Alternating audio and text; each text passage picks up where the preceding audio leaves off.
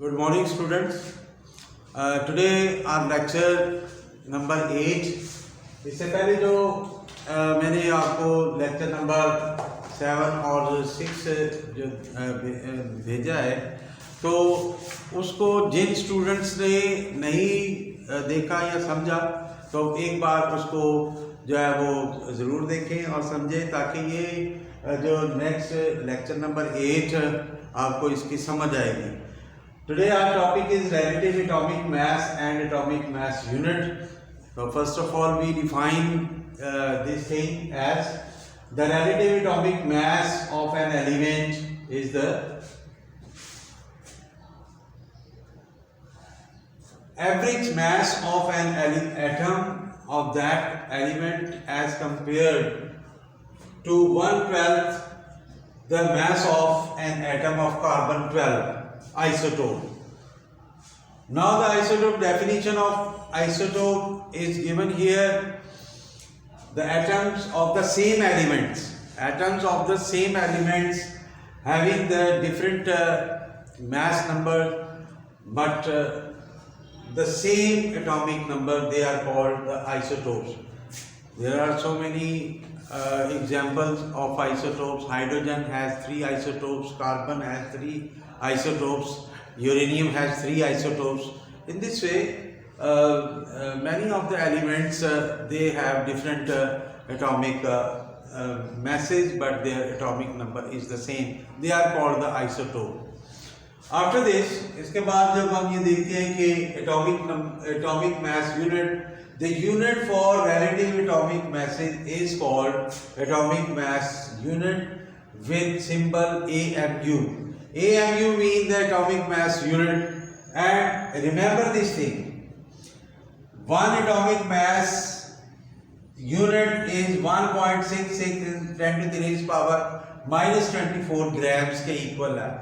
तो आपने जितना भी एटॉमिक मैस में कोई भी जो हमारे पास उसका मैस होगा जो कि एटॉमिक मैस यूनिट में है, अगर आप उसको ग्राम्स में कन्वर्ट करना चाहते हैं तो multiply that value with 1.66 into 10 to the raised power -24, so that shift into the grams. इसको ग्राम में हम कन्वर्ट कर लेंगे. जैसे कि हमारे पास यहाँ पर ये लिखा है कि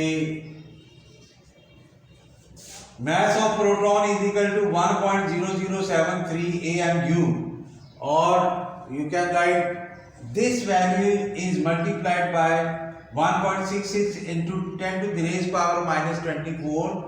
So the answer will be equal to 1.672 into 10 to the raised power -24 grams. ग्राम ये कन्वर्ट हो गया. Mass of neutron is equal to 1.0087 AMU. So that will be converted into grams by multiplying 1.66 into 10 to the raised power -24 grams. So it is equal to 1.674 into 10 to the raised power -24 grams के equal हो जाएगा. And just now the mass of electron it is very small, and its value is AMU is given here as 5.486 into 10 to the raised power -4. Or if you multiply this value by 1.66 into 10 to the raised power -4 grams, so that will convert into the gram. 9.106 into 10 to the raised power -28. अब ऐसा लग रहा है कि जैसे ये value ज़्यादा है, लेकिन ऐसा नहीं है, क्योंकि इसमें जो पावर है वो -28. नेगेटिव में पावर जितनी बढ़ती है वो वैल्यू उतनी ही छोटी हो जाती है. तो ये जो ना आपने ये सीखना है. इसके बाद हमने जो ना how to make a chemical formula of chemical compound. So this topic is very important. और आपने ये अब ये देखना है कि आपने इसको थोड़ा रेज करेंगे, और रेज करने के बाद केमिकल फॉर्मूला लिखने के लिए हमें 2 चीज़ों की ज़रूरत होती है. एक तो पॉजिटिव रेडिकल और एक negative radical.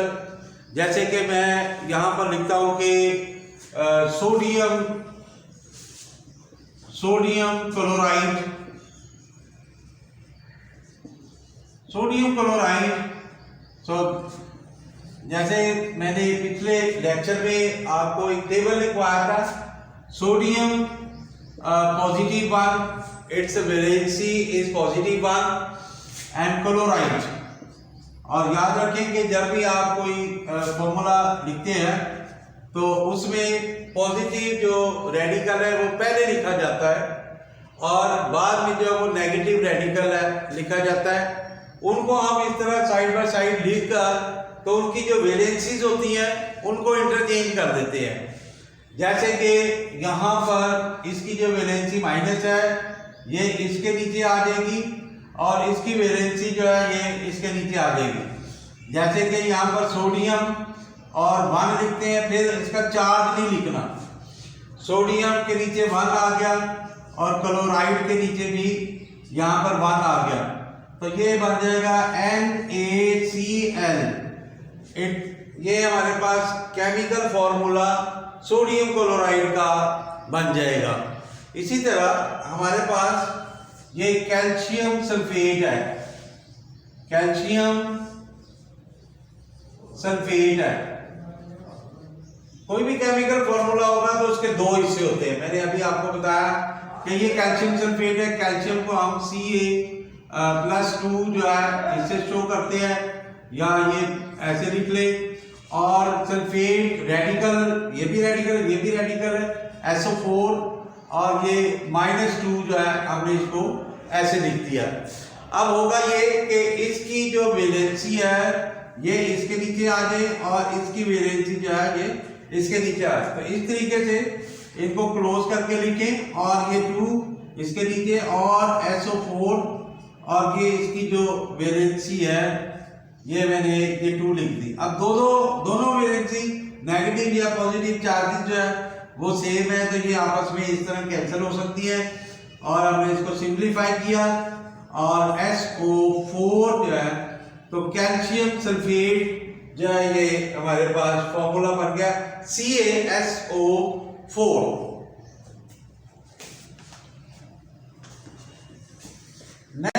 Sodium hydroxide,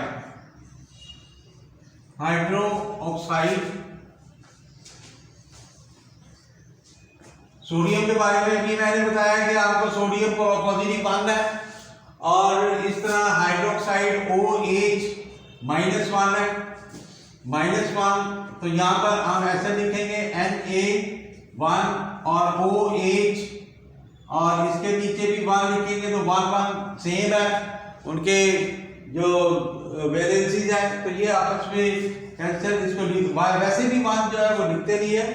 NaOH जो है ये सोडियम हाइड्रोक्साइड का ये फॉर्मूला हो जाएगा। इस तरीके से हमारे पास बहुत सारी रेडिकल, बहुत सारी वैलेंसीज जो है ये एलिमेंट्स के बारे में आपको मैंने पेज नंबर 7 पे एक टेबल था, उसमें पॉजिटिव और नेगेटिव वैलेंसीज के बारे में बताया गया और रेडिकल के बारे में बताया। तो वहां से एक रेडिकल आप पॉजिटिव में ले और दूसरा जो वो नेगेटिव में रेडिकल ले तो एक फॉर्मूला बना सकते हैं। जैसे कि हम कॉपर कार्बोनेट है, कॉपर कार्बोनेट,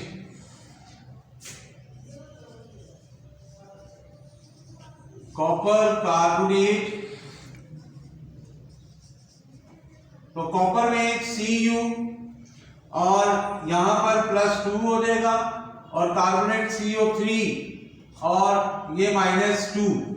तो मैंने आपको बताया था कि रेडिकल जो है ये एटम होता है, ये group of atom having the positive और नेगेटिव चार्ज, यानी सम चार्ज उसके ऊपर, ये पॉजिटिव चार्ज इसके ऊपर है और इसके ऊपर नेगेटिव चार्ज है।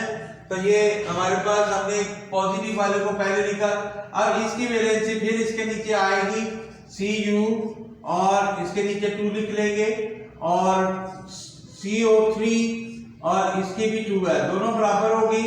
तो फॉर्मूला क्या बन गया, कैल्शियम कॉपर कार्बोनेट। तो ये फॉर्मूला बन जाएगा कॉपर कार्बोनेट का। तो तो ओके स्टूडेंट, फिर आपने अब इसकी इसी तरीके से बार बार जो है ये प्रैक्टिस करनी है उसी टेबल को, और ये इम्पोर्टेंट आपका जो वर्क है और इसकी ज़रूर आप प्रैक्टिस करें। यानी याद ये रखना है आपने कि शुरू में पॉजिटिव का रेडिकल होगा और एंड में जो है वो नेगेटिव का, और उसके बाद आप ये रेडिकल लिखने के बाद उसकी वैलेंसीज को इंटरचेंज कर दें, और जो बाकी हमारे पास बाकी बचेगा जो बनेगा फॉर्मूला, तो वो केमिकल फॉर्मूला उस कंपाउंड का हो जाएगा। Okay, next important terms are molecular empirical formula and molecular formula. So we will define in this way. It is the simplest whole number ratio of atoms present in a compound, that is called the empirical formula. Empirical formula को हम इसकी जो बिल्कुल smallest ratio है उसके मुताबिक लिखते हैं. So we have some important examples are here. Glucose, its molecular formula is, this is called the molecular formula, C6H12O6, and if you write the ratio of the atoms, 6 carbon atoms, 12 hydrogen atoms and 6 oxygen atoms, so its simple ratio is 6 1s are 6, 6 2s are 12, 6 1s are 6, so 1:2:1. So it means if you write carbon, hydrogen and oxygen, so carbon के नीचे 1 लिखे, oxygen के नीचे 2 लिखे, और hydrogen के नीचे 2 लिखे और ऑक्सीजन के नीचे 1 लिखे, तो इस तरह ये इसका एम्पिरिकल फॉर्मूला होगा और ये सिंपलेस्ट होल नंबर रेशियो में आ जाएगा. सेकंड एग्जांपल, हाइड्रोजन पेरोक्साइड या H2O2 है, और अगर हम इसका देखें तो ये इसकी रेशियो निकालें तो 2:2 है, तो 2 से कैंसिल होकर 1:1 हो जाएगी. सिंपल रेशियो और इसका जो फिर हम अगर सिंपल लिखे तो H के नीचे 1 और O के नीचे 1 और 1 लिखते नहीं है तो HO is the empirical formula. Now the third example is benzene. C6H6 is the formula, molecular formula of benzene. So if you take the ratio 6:6, 6 atom of carbon, 6 atom of hydrogen, you write, and in this way 1:1, simple ratio becomes 1:1, and you write the symbol of carbon and hydrogen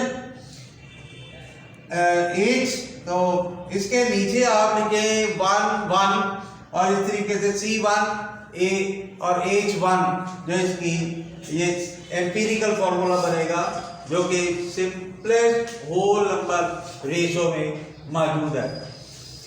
sodium chloride चौथी example है. Sodium chloride के भी एक ये atom है और 1:1 होगी, तो ये आपस में फर्दर सिंप्लीफाई नहीं हो सकती, इसलिए इसका जो एम्पिरिकल फॉर्मूला भी यही होगा. So next is the definition of molecular formula. Molecular formula, it shows actual number of atoms of each element present in a molecule of that compound. So this is the definition of molecular formula. So you can find the molecular formula in this way. Molecular formula is equal to empirical formula to the base n or multiplied by n. N mean the number of whole number. N mean whole number 1 2 3 and so on. हम ये इसको इस तरह रखा जाएगा.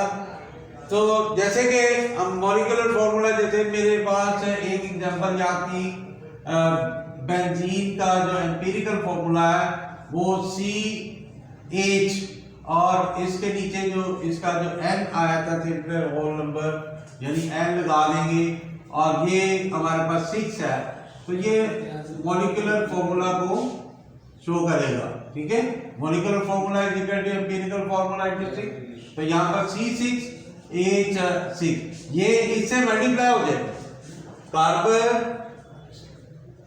6 और ये hydrogen ये 6 बारी बारी 6 1 दा 6 और 6 1 दा 6, तो ये बेंजीन का मॉलिक्यूलर फार्मूला हो जाएगा।